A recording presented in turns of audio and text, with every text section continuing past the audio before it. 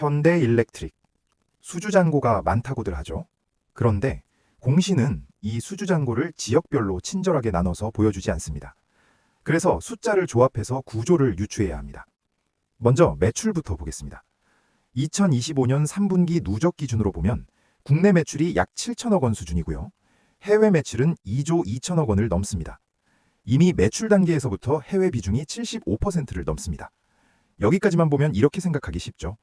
글로벌하게 잘 분산돼 있네. 그런데 수주잔고는 이렇게 단순하게 보면 안 됩니다. 이제 수주잔고의 힌트가 되는 숫자를 보겠습니다.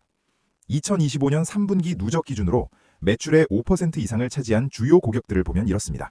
사우디 전력청 약 3,500억 원, 매출 비중 12%, 미국의 엑셀 에너지 약 2,300억 원, 넥스테라 에너지 약 1,900억 원. 여기서 중요한 건 이 숫자를 단순 매출이 아니라 수주 구조로 해석해야 한다는 점입니다.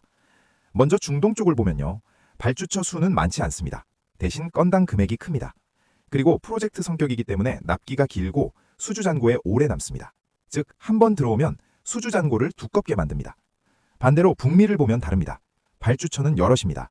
하지만 건당 금액은 중동보다 작습니다. 대신 단품 반복 발주가 많아서 수주잔고의 회전이 빠릅니다. 들어오고 비교적 빨리 매출로 빠져나갑니다. 그래서 이걸 종합해보면 이렇게 정리할 수 있습니다. 매출에서는 북미 비중이 꽤 커 보이지만 아직 인식되지 않은 수주잔고의 잔존 비중은 중동 아시아 쪽이 체감상 더 무겁습니다. 이 차이를 구분하지 않으면 수주잔고 숫자를 그대로 이익으로 착각하게 됩니다. 그리고 바로 여기서 시장 평가가 갈리기 시작합니다. 시장은 수주가 많다는 사실보다 그 수주가 얼마나 빨리, 얼마나 확실하게 이익으로 보이느냐를 먼저 봅니다. 그래서 같은 이익 전망이라도 기업을 똑같이 평가하지 않습니다. 먼저 북미 단품 위주 기업을 보면요. 수주가 작게 자주 들어옵니다. 납기도 짧고 매출로 넘어가는 속도도 빠릅니다. 이 말은 뭐냐면 실적 가시성이 높다는 뜻입니다. 그래서 시장은 이런 기업에 멀티플을 먼저 줍니다. 반대로 중동 장기 프로젝트 비중이 높은 기업은 다릅니다. 수주 금액은 큽니다. 하지만 프로젝트 기간이 길고 중간 변수도 많습니다. 언제 매출로 잡힐지, 이익이 어떤 속도로 나올지 불확실합니다. 그래서 실적 가시성이 낮아지고 시장은 멀티플을 보수적으로 적용합니다. 결국 이겁니다. 이익의 크기보다 이익이 보이는 속도와 확실성, 이 차이가 주가 평가에서 멀티플 격차를 만듭니다. 이걸 구분하지 않으면 같은 수주 숫자를 보고도 전혀 다른 기업을 같은 기준으로 보게 됩니다. 그래서 여기서 중요한 게 하나 더 있습니다. 이 수주 이야기는 추정이 아닙니다. 공시에 있는 숫자로 직접 계산한 값입니다. 공식은 하나입니다. 분기 신규 수주는 분기 말 수주 잔고에서 분기 초 수주 잔고를 빼고 여기에 그 분기 매출을 더합니다. 이 계산을 통해서 우리는 수주가 얼마나 빠르게 실적으로 보이기 시작하는지를 확인할 수 있습니다. 먼저 2025년 1분기입니다. 2024년 말 수주 잔고는 약 8조 원 수준이었고요. 2025년 1분기 말에는 8조 4,900억 원까지 늘었습니다. 같은 분기 매출은 약 1조 원입니다. 그래서 계산해보면 수주 잔고가 약 5천억 원 늘었고 여기에 매출 1조 원을 더하면 2025년 1분기 신규 수주는 약 1조 5천억 원입니다. 다음은 2분기입니다.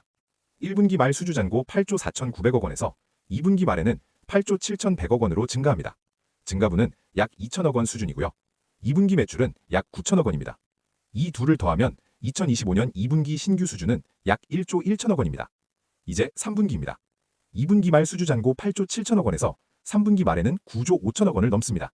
수주 잔고가 한 분기 만에 8천억 원 이상 늘었고요. 같은 분기 매출은 약 1조 원입니다. 그래서 2025년 3분기 신규 수주는 약 1조 8천억 원으로 계산됩니다. 이걸 한 번에 정리해보면 이렇습니다. 1분기 약 1조 5천억, 2분기 약 1조 1천억, 3분기 약 1조 8천억. 2025년 내내 분기 수주가 1조 원 아래로 내려간 적이 없습니다. 그래서 숫자가 말해주는 구조적 결론은 이겁니다. 이 회사의 분기 수주 하단은 약 1조 원이고요. 대형 프로젝트가 겹치면 상단은 1조 8천억 원까지 열립니다. 평균적으로 보면 분기 1조 3천억에서 1조 5천억 수준의 수주가 지속되고 있습니다. 즉, 2025년 내내 현대일렉트릭은 매출 인식 속도보다 더 빠르게 수주를 쌓아가고 있습니다. 그런데 여기서 질문을 하나 바꿔야 합니다. 이제부터는 수주의 양이 아니라 출처를 봐야 합니다. 같은 1조 원 수주라도 어디서 들어왔느냐에 따라 이익의 속도와 가시성은 완전히 달라지기 때문입니다. 그래서 먼저 북미부터 보겠습니다. 공시나 IR 자료를 보면 계속 반복해서 나오는 표현들이 있죠. 북미 유틸리티, 송배전랑 증설, 그리고 단품 반복 수주입니다. 이게 의미하는 건 단순합니다. 2025년 1분기, 2분기처럼 분기 수주가 1조 초반에서 형성된 구간. 이 구간의 상당 부분은 북미 쪽 단품 반복 수주로 해석하는 게 가장 자연스럽습니다. 왜냐하면 같은 기간 동안 수주 잔고는 완만하게 늘었고요. 매출은 분기마다 9천억에서 1조 원 수준으로 안정적이었습니다. 계약 자선도 튀지 않았습니다. 이 세 가지가 같이 나오면 의미는 하나입니다. 리드 타임이 짧고 매출로 빠르게 인식되는 수주가 계속 들어오고 있다는 신호입니다. 그래서 북미는 이 회사 수주에 바닥을 만들어주는 지역입니다. 매 분기 수주를 1조 원 안팎에서 받쳐주는 역할을 합니다. 이제 중동을 보겠습니다. 3분기 숫자가 왜 갑자기 튀었는지는 꽤 명확합니다. 3분기 신규 수주가 약 1조 8천억 원까지 늘었고요. 같은 분기 매출은 여전히 1조 원 수준이었습니다. 그 결과 수주 잔고가 한 분기 만에 8천억 원 넘게 늘었습니다. 이 패턴은 북미 단품 수주만으로는 잘 나오지 않습니다. 공시와 보도자료에서 반복적으로 언급되는 키워드를 보면 답이 나옵니다. 사우디 전력청, 중동 국영 유틸리티, 대형 패키지 프로젝트입니다. 즉, 3분기 수주 급증의 중심에는 중동 프로젝트가 있습니다. 정리하면 이렇습니다. 중동은 수주의 상단을 만들어주는 지역이고 분기별 수주 변동성을 만드는 원인입니다. 아시아 지역도 간단히 짚고 가야 합니다. 인도나 동남아 쪽은 중동만큼 크지는 않지만 북미보다는 리드 타임이 긴 프로젝트가 많습니다. 그래서 매출로 빨리 빠지기보다는 수주 잔고에 조금 더 오래 남는 성격입니다. 즉, 수주 잔고를 두텁게 만드는 역할을 합니다. 이제 제품으로 넘어가겠습니다. 여기서는 공시가 비교적 명확합니다. 2025년 내내 반복해서 등장하는 표현이 있습니다. 초고압 변압기, 고압 차단기, 패키지형 전력기기입니다. 그리고 숫자 흐름도 이 설명과 잘 맞아떨어집니다. 분기 매출은 9천억에서 1조 원 수준으로 안정돼 있고요. 수주 잔고 증자폭은 매출보다 큽니다.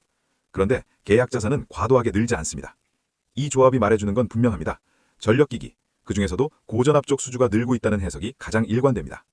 반면에 회전기기나 배전기기는 다릅니다. 분기별 변동성이 크지 않고 3분기처럼 수주가 급증한 구간을 설명하기엔 부족합니다. 즉, 이번 수주 증가의 주역은 아닙니다. 이걸 분기별로 한 줄씩 정리하면 이렇게 됩니다. 2025년 1분기, 북미 단품 수주에 일부 해외 수주가 더해졌고 빠르게 인식되는 안정적인 구조였습니다. 2025년 2분기, 북미 중심 구조가 유지됐고 수주 하단이 확인된 분기였습니다. 2025년 3분기, 중동 대형 프로젝트가 반영되면서 수주 상단이 본격적으로 열린 분기였습니다. 자, 여기까지가 숫자로 확인한 과거라면 이제는 지금 방향을 확인할 차례입니다. 그래서 뉴스도 한번 확인해 보겠습니다. 최근 현대일렉트릭 뉴스는 단순히 수주가 좋다는 얘기가 아니라 이 수주가 어느 방향으로 굳어지고 있는지를 보여주고 있습니다. 즉, 방금 우리가 숫자로 정리한 구조가 우연이 아니라는 증거가 뉴스에서도 같이 나오고 있다는 겁니다. 먼저 미국 이야기부터요. 최근 보도에 따르면 미국 텍사스에서 200메가와트아워급 BESS 프로젝트가 착공 단계로 들어갔습니다. 이게 중요한 이유는 BESS 자체가 대박이란 얘기가 아니라 현대일렉트릭이 북미에서 전력기기만 파는 게 아니라 전력 인프라에 필요한 시스템 영역으로 발을 넓히고 있다는 신호라는 겁니다. 그리고 북미 쪽 뉴스가 하나 더 있습니다. 자회사인 알라바마 법인에 대해서 채무 보증을 결정했다는 공시가 나왔습니다. 이건 겉으로 보면 재무 이슈처럼 보이는데 구조적으로는 북미 생산 거점을 유지하고 키우겠다는 현지화 흐름과 같이 봐야 합니다. 다만 여기서 투자자가 체크할 건 좋은 뉴스냐가 아니라 현지 생산 확대가 진행될수록 자회사 쪽 재무 노출이 커질 수 있다는 점입니다. 다음은 실적입니다. 2025년 연결 기준으로 매출은 4조 795억 원, 영업이익은 9,953억 원, 순이익은 7,318억 원 수준으로 발표됐고 전년 대비 영업이익이 약 48.8% 증가했습니다.